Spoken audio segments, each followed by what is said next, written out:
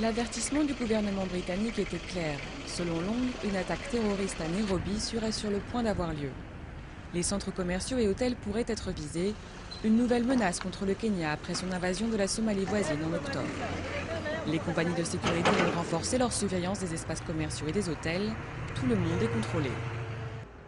C'est maintenant un problème national et je pense que tout le monde, vous et moi, marchant dans la rue, doit être conscient de la situation et doit essayer d'alerter sur toute chose inhabituelle. Car si nos 20 000 agents de sécurité reçoivent le renfort de 10 millions de gens qui se mettent en alerte, je pense qu'on pourra très bien faire face à la situation. Le Kenya a déjà été la cible du terrorisme. En 1998, l'ambassade américaine à Nairobi a été visée par Al-Qaïda. Bilan, plus de 200 morts. En octobre l'année dernière, 2 attaques à la grenade ont fait un mort. En septembre, sur les côtes proches de la frontière somalienne, une Britannique a été kidnappée et son mari tué. 2 semaines après, une femme française a été enlevée de sa maison de l'amour.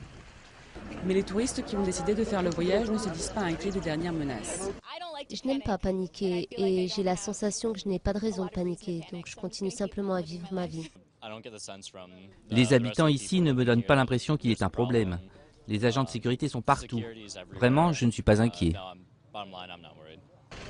Ces dernières semaines, plusieurs personnes soupçonnées d'appartenir au groupe Al-Shabaab ont été arrêtées dans le pays. Le gouvernement n'écarte aucun risque, mais estime que Nairobi n'est pas plus dangereuse que les autres capitales. Is New York safe? Is London safe? Est-ce que New York est une ville sans danger? Est-ce que Londres l'est?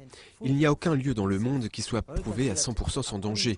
Mais nous pouvons dire que selon nos services de renseignement, nous ne prévoyons aucune menace imminente, plus que durant ces 2 dernières années.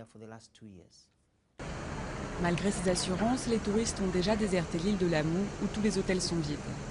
L'annonce de la mort de la Française qui avait été enlevée a découragé les Occidentaux et il faudra beaucoup de temps pour que la confiance revienne.